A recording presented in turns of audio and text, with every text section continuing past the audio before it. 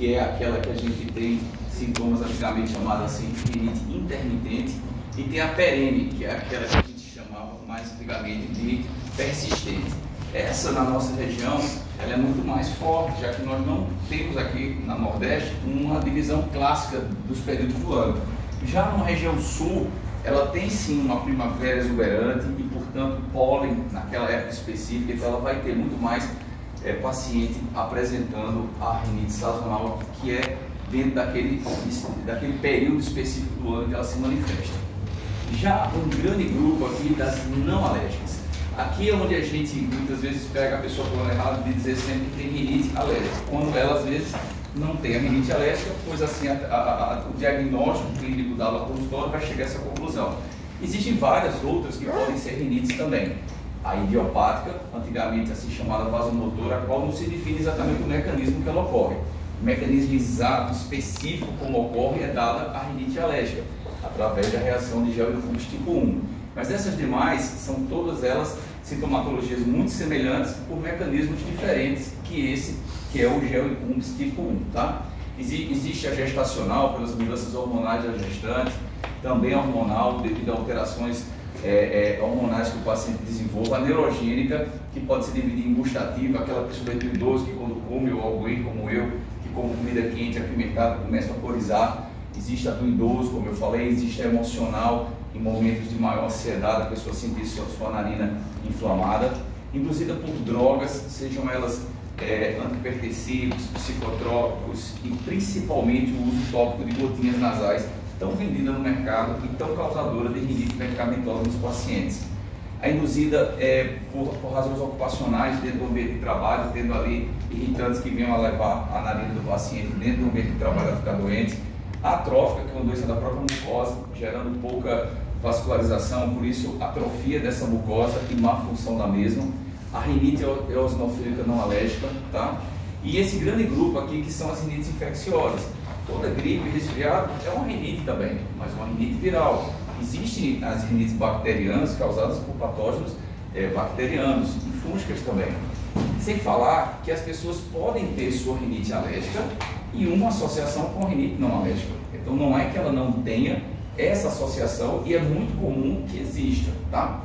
Então dentro do nosso cronograma a gente vai especificar um pouco mais sobre a rinite alérgica, porque é essa que a gente mais tem, né, entre os pacientes, e é essa que é mais definida, como eu falei, em termos de como ela ocorre, a patogenia dessa patologia é muito mais bem definida, tá? Então essa é uma inflamação de mucosa nasal e seios paranasais, é bom entender isso também. Na aula seguinte do colega Márcio, vocês vão falar sobre sinusite, vocês vão ver que a sinusite nunca vem só, raramente por uma obstrução mecânica, mas a sinusite ela vem através de um processo inicial de rinite. Por isso é tão importante entender que, tratada bem a rinite no início do quadro, você evita muita evolução para a sinusite. Muito paciente vai deixar de ter a complicação secundária bacteriana simplesmente por tratar o processo inflamatório puro e simples do início, tá? Então, isso aqui, falando em rinite alérgica, ela tem que ter essa participação do alérgeno, tá? Quando assim em contato com esse alérgeno, essa proteína que vem entrar em contato com a mucosa, desencadeia sintomas como esses: prurido nasal, rinorreia, espirros e congestão. O paciente apresentou sintomas como esses, ele tem rinite. Cabe a gente definir um pouco como tratar essa rinite do paciente, tá? Essa cascata inflamatória ocorre desde o primeiro momento que a proteína do alérgeno entra em contato com a mucosa nasal e células de Langerhans e outras apresentadoras de antígeno vão pegar essa molécula e levar até o TH0, transformando ele numa célula específica chamada TH2. A mesma produzirá citocinas que vão estimular o linfócito B a se transformar numa célula específica chamada plasmócito. Essa produtora de IgE específica para aquele contato que houve lá atrás. Então toda IgE ela tem uma especificidade para aquele patógeno a qual gerou a produção dela.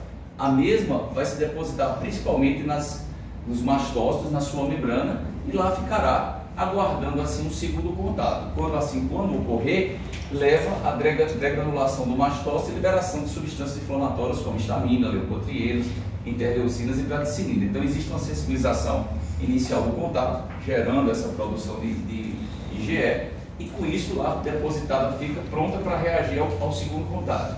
Então, por isso que as pessoas vão ao longo do tempo se tornando alérgicas e por isso que a população mundial cada vez mais é alérgica.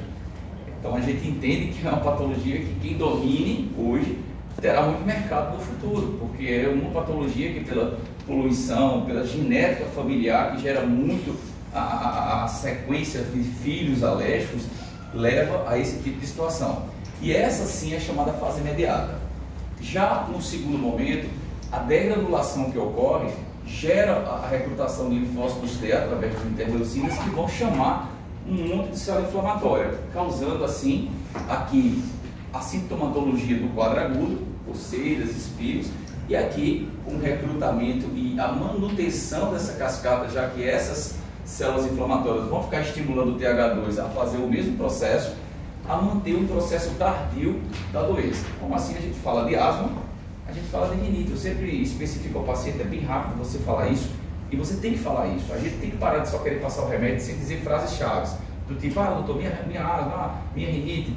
Poxa, a rinite está aqui, a asma está aqui, é a mesma coisa, vamos dizer assim, em lugares diferentes. Então, aquilo que eu vou ter aqui, eu vou ter na minha faringe, dando tudo aquilo que é ardor, queimação, prurido, dor. Eu vou ter na minha laringe, dando rouquidão, pigarro, aquele quadro agudo, inflamatório que eu fico rouco. E eu vou ter a nível baixo, dentro de via aérea baixa, o cansaço, a tosse, a falta de ar. Poxa, tem um clássico quadro, eu não achei, mas é como se fosse um abajur, onde aqui é o interruptor e aqui é a lâmpada do abajur. Então, se você desliga a tua rinite aqui, todo esse trato respiratório vai estar também tratado, pois começa por aqui o contato do inalante e vai até lá embaixo. Se você consegue deixar a sua narina evitando o contato, tratada do processo inflamatório, sem gerar infecções secundárias, você está protegendo toda essa evolução para um quadro de via aérea baixa também.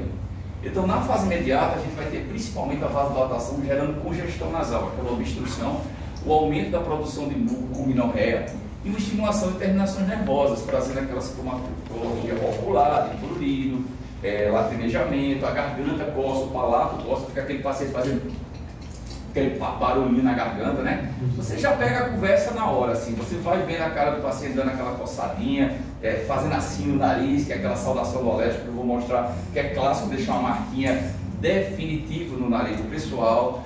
E com isso a gente tem que intervir aqui. Por quê? Porque essa fase tardia, se a gente não faz nada aqui, ou ele erradamente começa por essa congestão que dá neossoro lá à vontade, não vai tratar de verdade, vai piorar e ainda vamos ter assim a manutenção dos sintomas da fase tardia, estimulação de produção de mais mediadores químicos e com isso aquela doença que não acaba mais e que por sua vez vai trazendo consequências baixas e a nível de seios paranasais. Outras patologias estão diretamente ligadas a ela porque tem mecanismos semelhantes pela própria IgE. Pacientes com dermatite atópica, conjuntivite alérgica, rinossinusites, sinusite crônica, asma. Então você pega o paciente que já tem diagnóstico e dentro desse quadro clínico ele apresenta a rinite, você já tem um direcionamento forte para uma rinite alérgica. Bem, a intermitente, como eu falei, é muito comum, principalmente na primavera através do contato com o pólen. O ácaro é o grande vilão das alergias, certo? Mas em épocas do ano específico, em regiões específicas do ano, o pólen, diga-se, ele pode ser sim aí considerado o pior causador da rinite, como no caso da nossa região sul, em outros países da Europa, Estados Unidos, que tem suas primaveras bem estabelecidas, e o pólen de gramínea chega a ser 99% causador dessa sensibilização. É por essa época do ano que ocorre e traz muito da rinorreia aquosa, prurido, espirro, congestão, a garganta coçando, os ouvidos, os olhos e o edema. Aí é outra coisa, o ouvido coça, o cara vai no cotonete, que é o segundo vilão, pior que ter no consultório de otorrino. Se pudesse tirar cotonete e neossoro do mercado, pronto, o médico otorrino ia ficar meio desassistido, porque é muito paciente com causas secundárias da má utilização desses dois indivíduos. Esses pólen, professor, uma dúvida, seria mais para quem tem mais contato com plantas próximas? Assim, não, basicamente o pólen em épocas do ano específica, como é o caso do sul do Brasil, vai estar o pólen flotante, porque as larvas vão gerar esse tipo de contaminação do ambiente. Se você não tem alergia a pólen, você vai ficar de boa. Quem tem vai começar a ter asma, rinite, faringite e assim vai. Tem horas que um paciente, sendo muito doente, um filho mal asmático, vindo internado, ele tem que mudar de casa se tiver um IP roxo bem bonito do lado e que deixa o filho dele na UTI durante a época da primavera. Ou corta a árvore, ou sai da casa, porque senão não vai ter muito o que fazer, que não é a terapia, porém a terapia principal é tirar de perto aquilo que te faz mal. A asma, tá, tem uma grande prevalência desses quadros de rinite alérgica intermitente também. Muito comum o paciente tratar essas duas patologias concomitantemente. A perene, que é aquela que nós aqui temos muito mais, são ligados principalmente a agentes alergênicos domiciliares. O ácaro, cama e nosso bom travesseiro é assim um ninho de ácaros. Ah, o meu não tem. Tem. E é muito. É porque você talvez não seja alérgico e não sinta que ele está lá. Mas se botar uma pessoa com muita alergia para dormir naquele ambiente, então na dúvida, sempre botar corino, capas anti-ácaro, fazer mesmo a higienização do ambiente radical. Eu não posso ter um bichinho de pelúcia? Não pode. Ah, mas eu gosto tanto do meu gato. Se você é alérgico a pelo, não tenha gato. Não pode, simplesmente. É difícil o médico dizer. Diz que a criança troca o médico e não deixa o cachorro nem o gato, né? Mas a nossa missão é dizer a verdade. Eu digo no meu consultório. Se for para agradar, tá difícil, porque você sai sabendo o que tem que fazer. Mas eu digo sempre, é uma simples e humilde opinião. Você faz com ela o que achar por bem, mas é para o seu bem, tá? Então assim, pele, saliva de animais, mamíferos, barata, que todo mundo tem também. Na minha casa é limpinha, tem barata. E a descamação dela é extremamente alergênica e traz bastante complicação para quem é muito alérgico. Fungos ali presentes no ambiente. Então a higienização do ambiente é fundamental. Nada de espanar para subir aquele monte de coisa ruim no ar, passa pano, área bem ventilada, bem pega pelo sol, porque diminui muito assim a presença desse tipo de problema. Sintomatologia, bem, são menos assim graves os sintomas, né? São mais arrastados, persistentes, mas basicamente a obstrução é bem frequente, com menos o fator prurido, menos essa irritação da viela superior. O paciente vai geralmente desenvolver com essa cronicidade de sintomas uma respiração oral, vai roncar, vai ter processos de sinusites e resfriados mais constantemente, presença de olheiras, para aqueles que tenham vascularização assim, periorbitária tendenciosa a olheiras, isso vai acontecer, abaulamento de pirâmide nasal, com essa região mais inflamada, a pessoa diz, você não está vendo que o olho está inchado?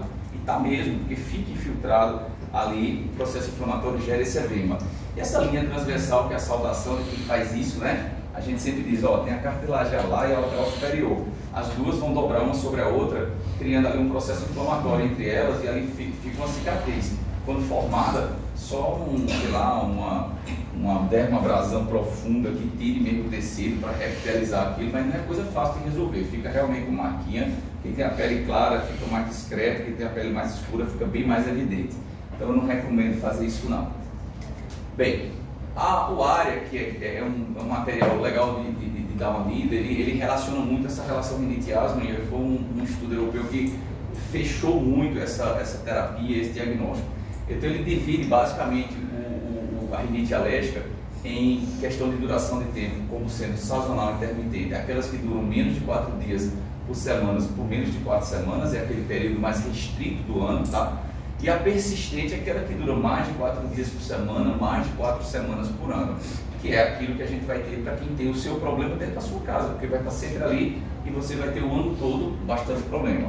E também divide em 2 grandes grupos, aqueles leves que não impactam na vida da pessoa, não tiram ela da rotina, não faz mal maior, e tem aquelas moderadas severas que sim vão atrapalhar o sono, vão interferir na atividade diária, de trabalho, esportiva, provocar impacto diretamente no rendimento escolar, por exemplo, de uma criança que falte a aula porque dormiu mal, porque está com o nariz muito doente. Então essas são 2 classificações e super importantes, porque você imagina que vacina, que é uma grande terapia para rinite alérgica, que a gente vai ver, caiu um pouco discreto. Por quê? Porque foi muito mal utilizada quando não era rinite alérgica e sim para outros tipos de rinite, porque foi mal feita, porque usou extratos ruins, baratos, com isso não tem resultado nenhum, e porque demora tempo, você só vai ter resultado 2 anos e meio depois, o tratamento dura em média 3 a 5 anos.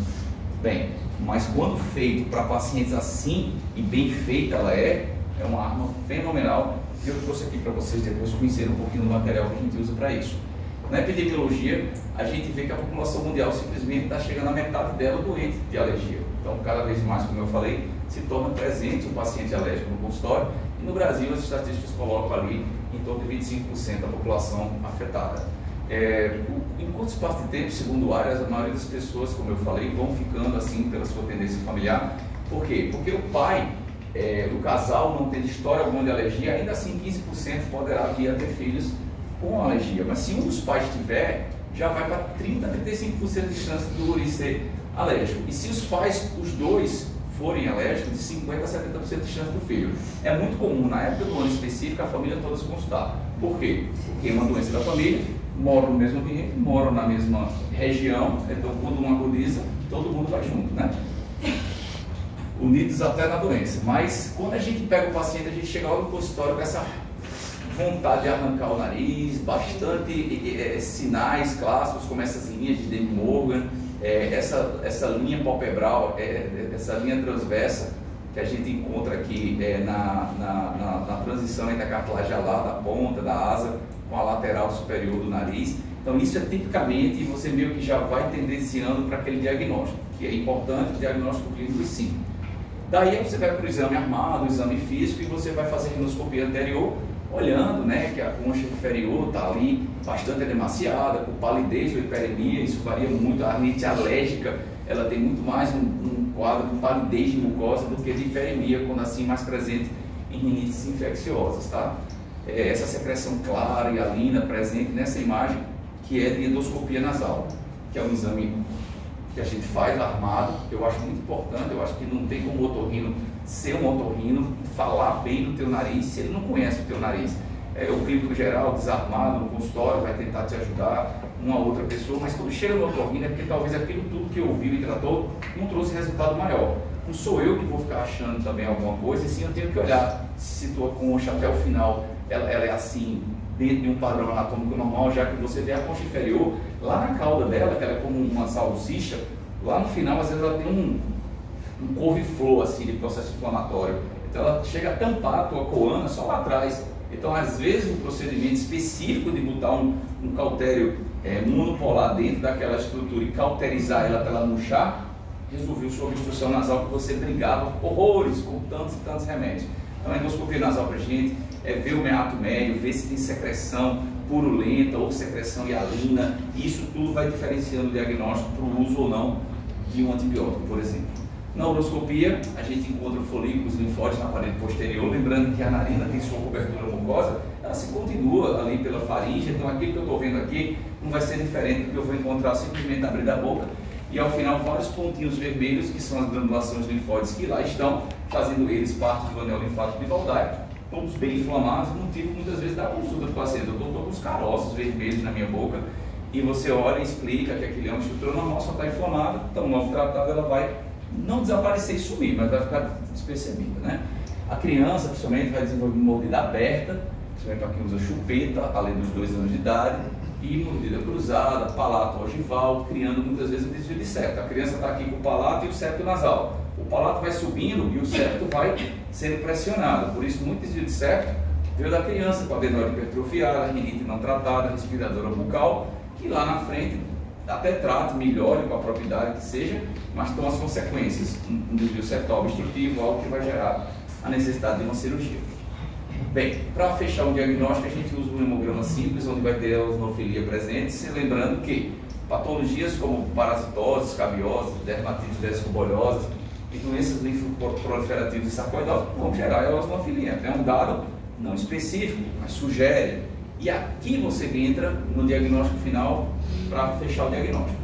A dosagem sérica de IgE total e de IgA ajuda também a uma suposição, porém é na dosagem específica através do rastro, que é através da sua coleta sanguínea, em laboratório, várias metodologias diferentes vão analisar naquele seu sangue colhido o potencial de reação de IgE para aquele alérgeno que eles testam. Então eles têm condições de botar assim 200 tipos de alérgenos e o teu sangue dizer se você tem ou não a alergia àqueles determinados alérgenos.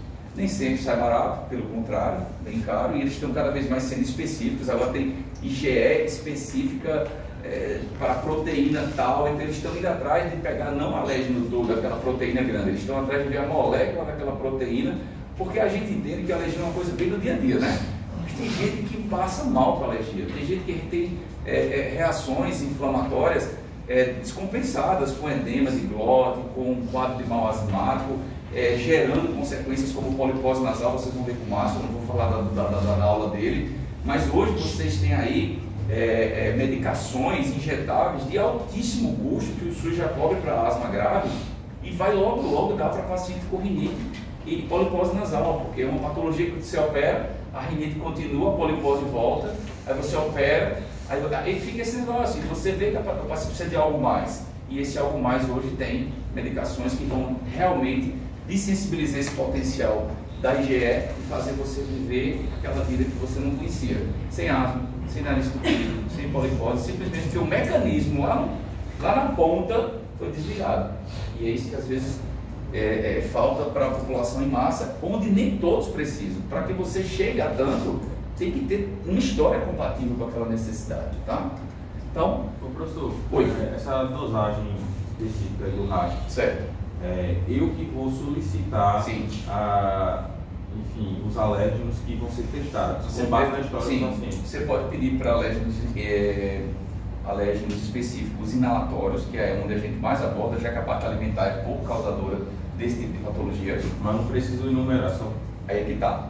Você, na verdade, deve. Por quê? Porque você vai pedir para aquele paciente da tua região. Então, você sabe na tua região quais são os potenciais alérgenos mais presentes. Por exemplo, você mora no Rio Grande do Sul, o pólen vai estar ali em cima, né? Mas você não mora, aí você vai botar o ácaro. Até porque uma vacina, você só pode utilizar no máximo 3 alergênicos por vacina. Hoje, é a sublingual mais segura, mais tranquila do que as injetáveis, que causavam muito mais anafilaxia e reações graves. Já a lingual, não, beleza, não dói, não fura, tem menos potencial de complicação, mas você pode usar 3, e o ideal são 2. E nunca botar barata no meio. Por quê? Porque ela simplesmente é proteolítica, ela mata outro. Então, termina que tem um tchan, né? E na hora do teste alérgico, adiantando aqui, a gente faz utilizando ou esse carimbinho, onde tem uma agulhinha bem discreta na ponta. Isso aqui já foi usado, não é para estar ninguém se furando não, mas termina que é assim que você pega hoje uma bandeja específica para entrar numa posição só e você bota as gotinhas dos alergênicos e você faz a sua bateria pela sua região.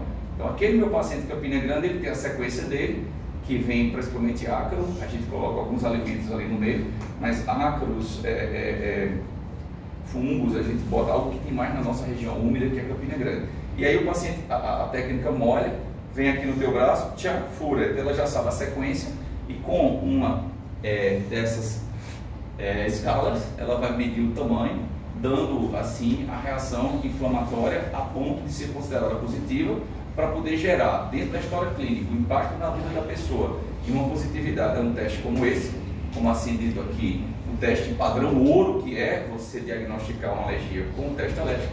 Você tem tanto técnicas intracutâneas como essa, que você fura o tecido e joga o alérgeno que você molhou dentro do tecido do paciente, tá? Ou descarificação, que são técnicas outras, que basicamente essa é considerada a mais importante. Você pode usar tanto uma espátulazinha, que é uma pontinha bem discreta, que não dói, isso é bom saber, mas para não ir de uma por uma, até porque cada uma é descartável. Você bota 8 gotinhas, você tem que dar 8 furinhos, são 8 espátulazinhas. Essa, você já está no conjunto preparado, você já molhou lá na sequência definida e vai diretamente fazer o exame, tipo caracachá, né? Tipo fazer uma rotina, tá? Só para vocês darem uma olhada, não tem nada muito perigoso de furar não, mas é só porque, para vocês verem o tamanho. Oi. Esse é o prick test? É o prick test, exatamente. Você fez já? A gente já fez Foi? Ah, vocês têm disciplina de imuno. Ah, legal, que bom. Então isso é uma área comum da otorrino para diagnóstico, porque nos nossos pacientes, a minha terapia inicial será sempre cuidar do ambiente, como a gente vai falar um pouco mais à frente, tratar do dia a dia com medicamentos, mas chega a vocês chegar aquele momento de dizer, eu vou fazer o que mais para esse paciente? Quando eu vou decidir ou não por alergias serem tratadas com ou não vacinas, é o prick test que a gente vai usar para chegar lá. Não sei o que foi que eu fiz, mas não está usando. Então, o que a gente faz como exames complementares aqui, né? Como é o teste alérgico importante, a gente tem que pensar só naqueles pacientes que têm crise de broncoespasmo severo, dermatografismo, tem gente que escreve uma carta com o dedo, né? Assim, escrevendo. E no nosso curso tinha uma moça que tinha dermatografismo, foi até legal. Ela disse, eu tenho. Aí fomos lá, impressionante. Você pega assim uma ponta da caneta, você faz assim, uns risquinhos, fica escrito aquilo ali. Parece que você está Você nas costas da pessoa pode escrever uma carta, é impressionante. E assim, se você faz um teste desse, vai dar tudo positivo como se fosse o fim do mundo, mas não porque ela é alérgica, e sim porque o tecido tem dermatografismo e gera uma reação inflamatória intensa, tá? Então, idoso já não tem reação para isso ser positivo de confiança 1. Então, criança muito pequena, abaixo de 2, a gente até bota ali uns 4. E idoso é um teste alérgico que vai ter ali uma resposta fraca, não vai ser confiável, por isso não se faz. Né? E tem que ter cuidado com medicações, antialérgicos, corticoides.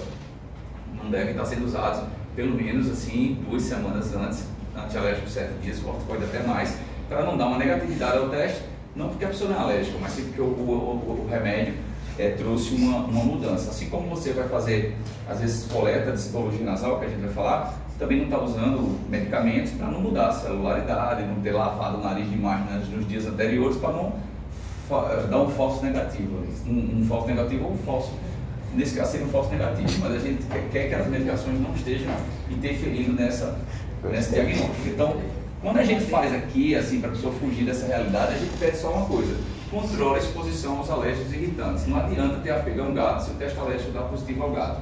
Não adianta você dar um teste alérgico positivo a pólen e ter plantas em casa porque adora plantas. Você vai continuar doente, tá? Então, o controle dos sintomas é secundário a essa primeira atitude em relação, por exemplo, paciente, ontem eu fui ao trauma, atendeu o paciente, a enfermeira, meu filho está muito atacado, doutor, o que é que ele faz? Ah, vamos lá, falei tudo isso que eu estou dizendo a vocês, eu falei para ela ali num minutinho. E aí eu falei, e o ambiente dele dormir? Ah, doutor, ele estuda direito, é cheio de livro no quarto dele, só chovendo. Tem que tratar, tem que tirar ele de lá. Ele vai ter que dormir em outro canto ou estudar em outro canto. Mas o ambiente que ele dorme 8 horas por dia, vou dizer, um terço do dia, a pessoa ficar simplesmente inalando aquele átomo de papel velho, chance zero de ficar bom, né? Então, higiene ambiental é o primeiro passo, tá? E tem que ser feito. Não há como fugir dessa realidade. Diminui muito a intensidade e recorrência dos quadros agudos, tá? Quando eu quero dar uma ajuda sintomática, eu vou principalmente um antihistamínico. Fugir de corticoide, vulgariza-se muito o uso do corticoide, ele não é veneno, é fantástico quando bem utilizado na hora certa, na quantidade e no tempo. Se você erra na dose, ou o paciente entende errado e toma, estou muito bem com esse comprimido que o doutor passou por 5 dias, vou usar 30, ela já vai atrapalhar o lado dela, vai engordar, retendo líquidos, pode mudar os eixos hormonais, pode ter gastrite, se tem glaucoma, vai piorar.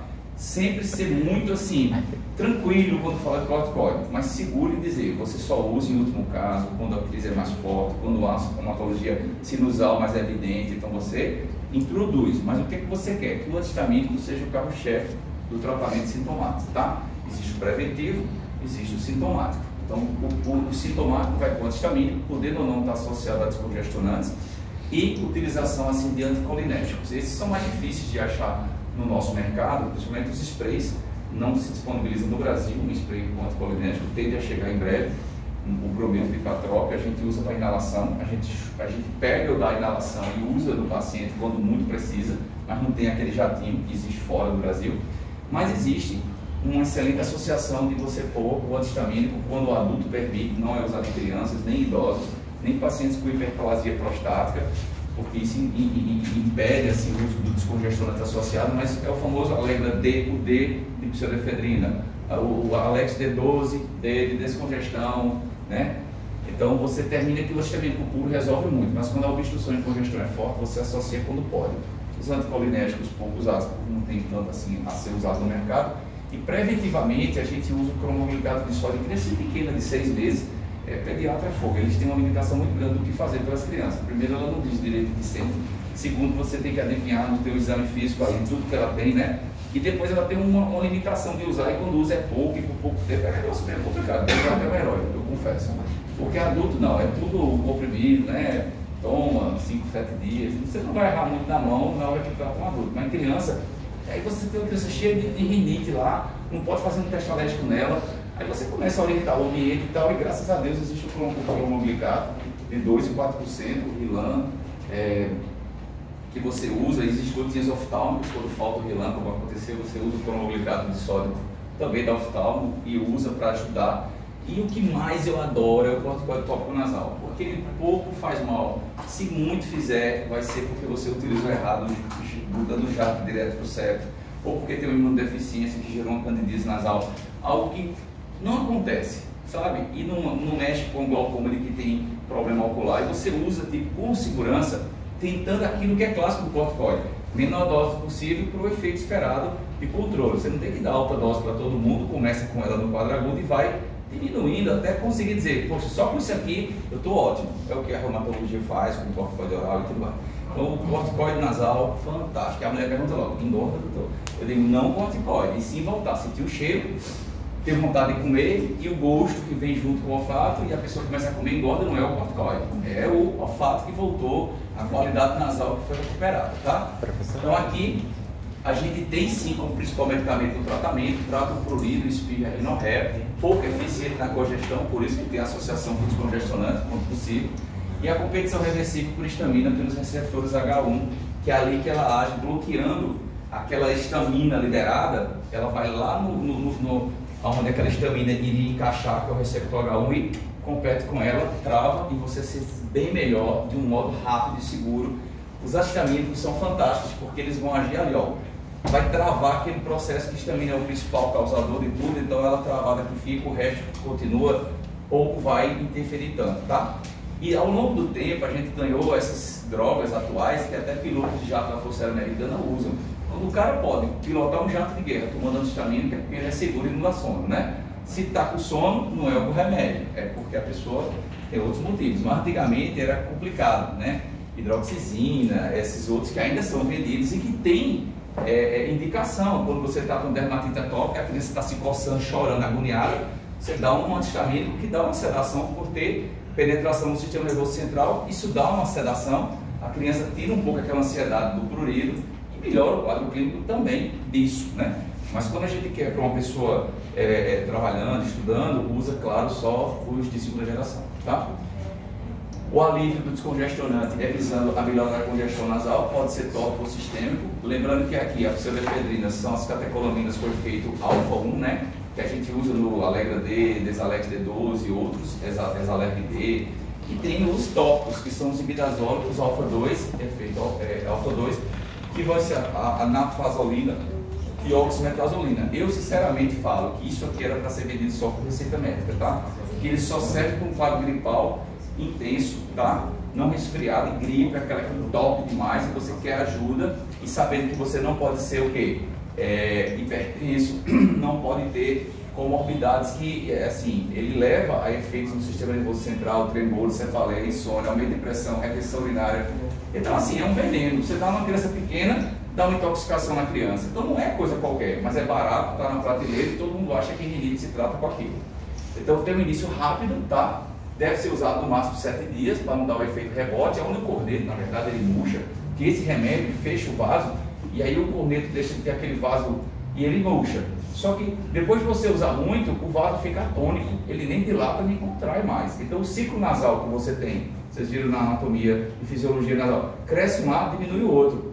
3, 4 horas depois ele faz isso. Mas imagine os dois ficarem assim, nem um vai, nem o outro vem. E os dois ficam grandes, porque o vaso parou no tempo, porque o efeito foi esse. Complica. E quem usa anos e anos e anos e anos, às vezes tem que tirar cirurgicamente o corneto. Tem um ossinho e a mucosa. Essa mucosa fica grande e atônica. Então você às vezes precisa abrir, tirar o ossinho, diminuir a mucosa, manter corneto. Ninguém tira corneto de ninguém, senão fica um nariz vazio, dá rinite atrófica, é um horror.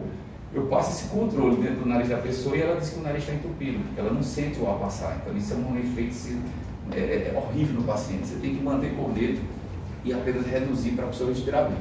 Então o efeito sistêmico, o descongestionante sistêmico, esse que vem no comprimidinho, ele é mais prolongado, tem uma início de ação de 30 minutos em média, causa uma série de efeitos colaterais que tem que ter moderação. As pessoas até dizem, doutor, eu tenho alergia a esse remédio. Não é alergia, porque tremeu, taquicardizou, não é alergia, é o efeito colateral. Você já avisa, igual quando vai nebulizar e botar Verotec na gotinha da criança ou adulto, você diz, ó, o coração vai acelerar, a mão vai tremer, porque o efeito é esse e causa isso mesmo. O brometo de ipatrópio ajuda muito no controle assim, dessa sintomatologia de coriza, tá? A gente espera, como eu digo, ter spray em breve. E o cromoglitrato disfótico em crianças nos ajuda nesse fator preventivo e controle da rinite delas. Corticoide tópico é o que eu considero o mais seguro, porque diz a bula acima de 2 anos, mas seguramente já se usa com 1 aninho de idade. baixa dose do glucosamina 32, que é aquele liberado para gestantes, é o mais seguro, não tem tanta potência como a mometazona e a corticazona, mas age super bem, custo-benefício na farmácia fantástico, mais barato, e diminui a liberação de mediadores provenientes do ácido araquidônico, toda aquela cascata inflamatória que a gente conhece, diminui o número local de mastócitos, os influxos de basófilos e eosinófilos, age de modo anti-inflamatório de forma preventiva, você estabiliza aquela reação para num contato que você tenha com o clima, com o pólen, com tudo mais, a tua mucosa esteja mais de boa com aquilo, mais controlada, não tão neurótica assim, de bater de frente com o alérgeno e vir aquela cascata inflamatória da fase aguda que a gente falou. Então ela traz um conforto. Você diz, e quando eu uso, doutor? Usa por épocas, não adianta botar um dia e achar que vai fazer efeito. Não, ela vai ganhando efeito ao longo dos dias. E quando ela chega naquele patamar de controle, você diminui a dose e mantém a dose. Quanto tempo, doutor? Uso o inverno todo. Doutor, comecei uma reforma, piorei. Use até o fim da sua reforma. Mais ou menos por aí, entendeu? Professor, duas coisas. Como é o nome desse outro remédio que você falou, que não é a mometazona? Sim? Mometazona e fluticasona são ditas como mais potentes, são vendidas no mercado. Mas assim, a budesonida, ela é mais antiga, tem assim esse fator típico, não é... É porque eles vão no consultório falar assim, olha, o meu é melhor, o meu é mais rápido, o meu tem menos cheiro, o meu tem menos gosto. Mas o que manda hoje é, primeiro, não ter muitos aditivos conservantes para não arder, não queimar. Tem um como o Nasonex, que já vem com glicerina para umidificar a mucosa. Aí outros têm o efeito tixotrópico, que é para aderir na mucosa nasal como um gel, para ele não escorrer pela garganta, porque muita gente reclama do gosto da garganta. Então, cada um vai ter o tchan, mas todos são bons, todos funcionam, todos agem super bem. Eu trato rinite crônica, eu uso o mometazona. Certo. Mas assim, faz mais de 6 meses. E assim, às vezes quando eu passo uma semana sem usar alguma coisa assim, já volta. Porque tem esse fator ambiental, tem tudo isso que a gente falou aqui na aula. Mas também não faz mal, dar um jatinho por dia, manter uma lavagemzinha uma vez, porque lavar demais atrapalha, usar demais remédio atrapalha. Mas você equilibrar a situação com mínima dose, de modo que se sinta bem, no sentido de não ter ressecamento, ardor, sangramento. Então você estando bem, que mal tem de usar um pouquinho do remédio todo dia, ou até intercalar dia sim, dia não. Essa baixa dose que eu digo, às vezes é até isso. Bota hoje, depois de amanhã, e assim você vai procurando, né? E cuidar do ambiente, né? Se você para e piora, é porque tem alguma coisa. Pode ser o clima de Campina, que é bandido que só é de noite frio, de dia quente, mesmo no verão acontece. E quem tem rinite vasomotora, que é a segunda mais comum, vai ter um pouco disso. Parou, o clima não ajuda, você piora. Vai para uma pessoa, fica boa da rinite, né? Tem isso também. Aqui você vai diminuir os espirros, você vai ter rinorreia, diminuir a rinorreia, diminuir o edema de cornetes e com isso a obstrução, tá? Os efeitos oculares também ocorrem, já que você diminuindo a liberação de mediadores inflamatórios aqui na tua rinite, você melhora os sintomas oculares, faríngeos e todos mais, tá? Aqui o corticoide faz isso, fantástico, né? Quem não gosta do corticoide? Ele é quem resolve as coisas, mas quando mal usado, complica a vida dos pacientes. Por isso existem várias drogas, como eu falei, efeitos colaterais, a irritação local, principalmente outras antigas formulações que têm muitos conservantes, aditivos na fórmula. Cada vez mais eles estão tirando isso e por isso arde menos, irrita menos na hora para a pessoa ficar espirrando. E vamos lembrar que a gente está tratando um ar inflamado, é como lavar uma ferida. Vai arder no começo, né? O nariz estando muito inflamado, vai arder porque ele está doente. Use, espere um pouco, isso logo melhora. É como pingar gotinha no ouvido supurando, vai doer no início, depois passa, mas tem que usar o remédio para ficar bom, né? Então tem um ressecamento, que hoje já vem a possibilidade de usar um maxidrate após, que é o sorinho de soro fisiológico em gel, só para umidificar aquela mucosa, sabendo que o efeito longo prazo do corticoide pode trazer uma certa atrofia de mucosa e com isso um ressecamento, um ardor. Então é bom hidratar. Alguns têm sabor desagradável e quando mal utilizado, principalmente com você botando direto no septo, ele vai sangrar porque ele borrifa o septo, faz uma luz e sangra. Então você quando vai pôr, o ideal é balançar, cabeça para frente, bota assim e lateraliza. Para quê? Para o teu jato e para os cornetos. Eu quero molhar, não é septo, eu quero molhar o corneto, a parede lateral do nariz. Então bota assim, aí bota o jato para a lateral. Perfuração septal candidíase é muito raro e você não vê na rotina, por isso eu não considero empecilho alguma pessoa usar o spray tópico. Eu acho isso aqui importante porque o prurido, você vê que o corticoide intranasal, os antihistamínicos e os corticoides orais agem bem, super bem. A secreção já vai ser exclusividade dos anticolinérgicos, tá? E do corticoide, o efeito da secreção, desculpa, vai também ter a mesma relação, tá? dos corticoides, tanto orais como intranasais, você vê que eles fazem esse efeito todo positivo, tá? A nível assim, de uso de descongestionante anal, ele age só na congestão, mas em nada mais. Os anticolinérgicos agem só na secreção e nada mais. Mas quando você fala em corticoide oral, ele faz isso, sabe? Ele age em tudo. Por isso que eu digo que ele é aquela arma escondida para a hora de mais necessidade sua. Porque ele, quando usado em pouco tempo, ele vai trazer aquele melhora de um quadro agudo. Se você foi surpreendido por uma piora, vou viajar, tenho muita rinite, tenho asma, pô, leva um corticoidezinho oral na mala, leva aquela bombinha amiga, porque no meio da tua viagem você tem um quadro agudo e tem que sair pegando receita, comprando na farmácia, por exemplo, tem que levar, porque você pode precisar. Mas assim, de preferência, vai com o teu corticoide intranasal mantido, né, como o amigo faz, usando, de boa, mas deixa ali o antihistamínico para aquela crise de espirro e coceira e deixa o corticoide oral para uma crise mais intensa, com dor na face, peso no rosto, já que você bloqueou os meatos, não tem ali a ventilação, nem a dor, a plenitude facial, que é o primeiro passo para anaerobiose, acúmulo de secreção e sinusite secundária, como vocês vão ver. Então é sempre bom ter um arsenal completo, e eu considero esse o uso tópico mantido em épocas propícias, o antihistamínico oral para uma crise esporádica que venha a surgir e o corticoide oral para uma situação mais drástica que você precisa tratar. Mas é na imunoterapia, com extratos de boa qualidade, que você realmente trata a rinite alérgica de um modo assim, de mudar a evolução da doença do paciente. Tudo mais é prevenção, é terapia de quadro agudo, é evitar contato e tal. Mas para você dizer, eu vou mudar um pouco essa doença, eu vou transformar ela em algo diferente. É com vacina que você consegue dessensibilizando, não curando ninguém dessa alergia, mas dessensibilizando para naquele contato a reação ser menor ou inexistente até pelo efeito daquela modulação que você causou com a imunoterapia. É prolongada durante 3 a 5 anos, tem que ter material e técnica correto, tem que usar direito, do jeito que tem que ser, senão não dá certo. Tem poucos efeitos colaterais quando usadas sublinguais. Os melhores resultados são quando os antígenos, né, são para alérgenos respiratórios, tá? Usando no máximo 3, no ideal são ditos 2 apenas, e nunca está barato no meio, senão ela atrapalha. É caro. E aí, é cara. É cara assim, não tão cara, mas é cara no sentido de você ter um laboratório que traga um produto bom, um extrato bom. É como qualquer outra coisa, você quando tem uma coisa boa demais, é porque o processo que fez ela muitas vezes foi caro mesmo, e a conta fica cara. Quando é muito barato, desconfie que você vai usar e não vai dar em nada. Nesse grupão das não alérgicas, vamos focar só um pouquinho aqui, onde toda essa não alérgica vem de origem inflamatória sem a participação do mecanismo alérgico, que é a reação específica mediada por IgE, cascata essa que a gente falou de gel impubis tipo 1. Então não foi por esse caminho de gel impubis mediada por IgE, vai para o grupo das rinites não alérgicas, tá? E aí vai ser um diagnóstico de exceção, porque o teste alérgico negativo, o quadro clínico clássico, cai nesse grupão das não alérgicas. E aí os pacientes vão ter sintomatologia nasal crônica com reação negativa ao teste específico que eu digo, que é o teste alérgico. E aí a gente tem esse grupão de rinite alérgica dominando tanto adultos como crianças. Em segundo plano, a vasomotora, que tem a ver com o clima e a mudança de temperatura. E em terceiro, para ambos também, a rinite eosinofílica não alérgica. E esses outras tantas que eu citei anteriormente ficam dentro dessas outras que a gente coloca em 10%, tanto de crianças como adultos. Ao longo do tempo, você vai ficando mais velho e vai aumentando assim a rinite não alérgica, tá? Diminuindo assim a questão da rinite alérgica.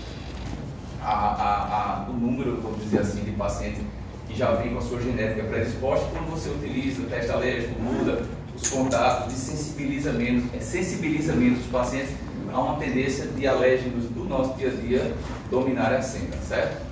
Aqui o quadro clínico, rinorreia, prurido mesmo, obstrução, hiposmia, ronco. Vamos lembrar que hiposmia, a pessoa roncar, nem sempre está ligada a um desvio de septo. E no paciente que tem rinite, você examinar e ver um desvio de septo, não vamos culpar ele diretamente pelo problema, vamos tratar primeiro a rinite, que se tratado da rinite, a pessoa diz que respira bem, aquele desvio de septo que eu vi não é problema. O desvio de septo é problema quando não há comorbidades associadas, a pessoa diz, o meu nariz é entupido toda hora, aí eu vou culpar o desvio de septo. Não vou sair operando o desvio de septo inicialmente em quem tem rinite, isso não existe, trata a rinite primeiro.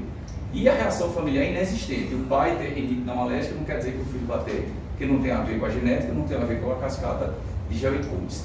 As infecciosas podem ser bacterianas, trazendo rinossinusites agudas, virais, resfriados e gripes, elas são de curta duração autolimitadas, e a gente botou a Covid aqui porque dentro dessas viroses que a gente hoje tem que administrar, temos a Covid, tá? Ainda bem, digo porque no consultório não vejo mais nem muita Covid e nem Covid complicada, e sim quadros virais rápidos, de alta resolução, sintomatologia branda, muito bem resolvidos com o uso de medicações sintomáticas. Vacinação. É importantíssimo usar máscara, como estamos ainda usando, para quem estiver gripado. Eu não acho que a pessoa hoje em dia tem que usar mais máscara. Isso é assim, foi um momento importante usar, mas agora eu acho total exagero usar. Tá? Agora, claro, eu estou gripado, pela educação que todos temos que ter, a gente usa máscara. Eu estou gripado, eu estou com rinite, não sei se é infecciosa, eu vou usar, eu não vou estar espirrando em canto nenhum, nem tossindo sem minha máscara, eu com minha máscara, né? Mas assim, todo mundo, aí estamos no hospital, ainda tem uma justificativa, eu vou para dentro de um ônibus.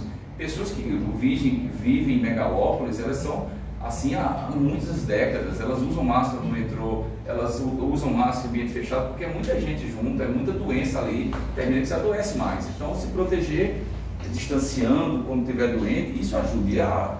E a vacina não vem de graça, a vacina é para evitar que você adoeça, complique, interne e superlote. Então, por isso que lá na ponta se vacina para gripar menos, ter menos complicações secundárias e, com isso, menos internações e óbitos, tá? A rinite eosinofílica não alérgica, ela é uma rinite persistente com eosinófilos na secreção nasal, tá? Então, essa rinite eosinofílica não alérgica tem muito a ver com a intolerância à aspirina e está presente tanto em adultos como em crianças com um teste alérgico negativo, seja teste alérgico prick teste ou RAST, tá? A citologia nasal, quando você faz, você encontra mais de 20% de eosinófilos de celularidade. Então, quando eu tenho uma rinite, teste alérgico é negativo, e eu faço uma citologia com mais de 20% de eosinófilos, eu digo que aquela pessoa tem a rinite eosinofílica não alérgica. Eu não sei o que eu fiz, mas eu vou só.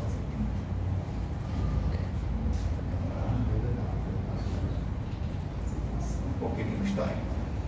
Acho que está aberto para você já ali. Tá aqui embaixo. Ah, tá. Beleza. É outro. Eu bati aqui num botãozinho diferente, aí fez isso.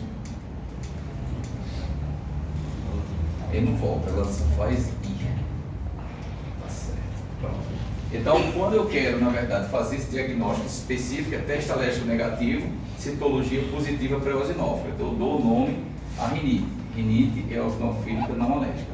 É um quadro clássico de espirros e não prurido, com obstrução nasal mais rara, não traz tanto esse potencial de obstrução, e tem uma associação forte com polipose. Existe uma síndrome de Santel-Vidal, são dois que deram nome à criança, mas que, quando há esse tipo de rinite, quando há uma polipose presente, se eu tenho asma intolerante à aspirina, você já sabe, vou tratar um paciente que vai ficar eternamente comigo, que é uma rinite chata de tratar, com um potencial de criar pólipos, e você evita operá-lo, que não quando muito pólipo obstruindo e causando sinusite crônica, e sabendo que esse pólipo, se você não controlar bem a rinite eosinofílica, esse pólipo volta. Então, quando eu opero alguém, eu não digo, estou te tratando do nariz, eu digo assim, eu estou higienizando o teu nariz dos pólipos para tratar a tua doença, que é a rinite, podendo esse pólipo voltar porque você não tratou bem sua rinite. Então, doutor, estou respirando como nunca depois da cirurgia. Eu digo, tu vai usar esse spray o resto da tua vida. Se parar de usar, vai piorar. E principalmente se você começar a não sentir bem o cheiro das coisas, volte, porque é sinal de que o pólipo vem sempre no teto nasal, ele encheu, já não chega o ar no teto, na região olfatória. Aí eu digo, vamos acompanhando, a cada 3 meses vem, a cada 6 meses vem, porque se não faz nada, volta, exatamente pela rinite eosinofílica não alérgica. E o tratamento são corticoides orais e sistêmicos, tópicos, e sistêmicos. Esses a gente faz às vezes um pulso maior de corticoide. Eu nunca gosto de Prospan, injeções, porque eu acho que você consegue o que precisa com medicamentos, maior quantidade de comprimidos e desmamando como deve. E a injeção é fantástica porque é prática. Mas assim, ela dá logo aquele boom de corticoide e fica lá durante um tempão. Se der algum problema no meio do caminho, fica mais difícil você desmamar o paciente, tá? E essa rinite idiopática, antigamente chamada vasomotora, ela tem a ver com a rinite não alérgica, perene, dura quase que assim o ano todo. 2 ou mais desses sintomas estão sempre presentes, principalmente essa secreção gotejando no nariz. ataca adultos, principalmente o sexo feminino na idade de 40 a 60, e a causa não é aquela causa que você discrimina o mecanismo bonitinho como a gente faz para alergia. Sei que ela é muito comum e ela tem a ver com mudança climática. Então aquele paciente que diz, entro no ar-condicionado do meu carro e vou para o quente do dia, piora muito, doutor. De manhã eu acordo, depois do meu ar-condicionado, estou todo doente. É mais típico de uma rinite idiopática. E por isso a gente traz essa justificativa por uma hiperreatividade nasal a certos irritantes ambientais, poluição e mudanças climáticas principalmente, tá? A obstrução é exacerbada, com intensa rinorreia, principalmente o gotejamento posterior, por isso tão importante hoje aquelas lavagens nasais de alto volume, que você consegue lavar bem aquela secreção mais espessa, não que deva manter sempre e muita lavagem, senão você tipo desprotege seu nariz, tirando aquela limpeza em excesso, fazendo aquela limpeza em excesso, tirando a celularidade que protege você. Então lavar o nariz é bom quando precisa, mas lavar o nariz demais atrapalha, entendeu? E aqui a gente diferencia da rinite eosinofílica, por quê? Porque não tem infiltrado em eosinofílica, tá? Na citologia nasal, é por hiperreatividade, tem o teste alérgico negativo, né? Então quando você não tem celularidade na citologia, não tem o teste alérgico positivo, você chama de idiopática. Então para você chamar de alérgica, teste alérgico positivo. Para chamar de eosinofílica não alérgica, citologia nasal com eosinofilia, tá? E quer chamar de idiopática é quando todos dois são negativos. Aí você que tem essa reação de hiperreatividade a contatos, como eu falei. O tratamento usa-se descongestionantes sistêmicos, corticoides tópicos, que são mais eficientes dessa eosinofilia não alérgica, mas é também aqui, e o uso de corticoides sistêmicos. Eu sou muito feliz com o otorrino, porque não tem muito mistério em fazer tratamento clínico de otorrino, não. Você tem que ter bom senso no diagnóstico para diferenciar o seu fogo, que é basicamente parecido. Tipo, eu trato as rinites todas quase que do mesmo jeito, se vocês pararem para pensar. Eu vou tratar as minhas infecções de garganta, as minhas otites, as minhas laringites, quase do mesmo jeito. Eu não posso, como otorrino, estar tratando rinite com antibiótico. Eu não posso estar tratando obstrução nasal com cirurgia sem tratar o quadro clínico. O bom senso do otorrino é só dar o diagnóstico, mas o tratamento, assim, para vocês alunos entenderem, ir lá na ponta do PSF ajudarem a gente, não está passando antibiótico, não está passando antibiótico para quem tem rinite, é o que é isso aí?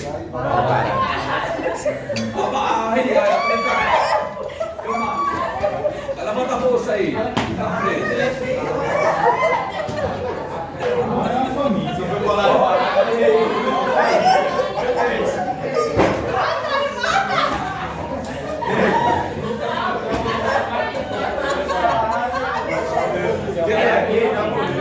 Ó, pessoal, eu não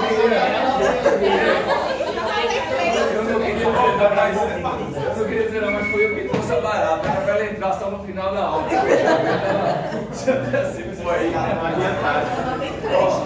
Mas o que eu quis mostrar nessa aula é a responsabilidade nossa, como médicos, que eu não quero jamais receber de um ex-aluno um paciente que disse que estava com o nariz muito entupido há 4 semanas, 5 semanas, começou a ter uma dor no rosto, agora com uma secreção hialina, uma melhora quando esquentava o dia, uma melhora quando esfriava o dia. E essa dor na face fez o colega passar amoxicilina clavulanato por 10 dias, mas não resolveu. Aí ele trocou o levofloxacina. E ele chega para mim já no 5º dia de ceftriaxona injetável, porque ele disse que é uma sinusite grave. Quando ele precisava evitar o gato peludo, lavar com sorinho, botar o Luzonil amigo, tomar aquele Desalex, aquele Alegra, respirar bem, ventilar o seio da face, deixar que o ar entre e o catarro saia, e o cara está tratado mesmo. Agora, doutor, rinite tem cura? Não, tem não. Sinusite tem cura? Tem.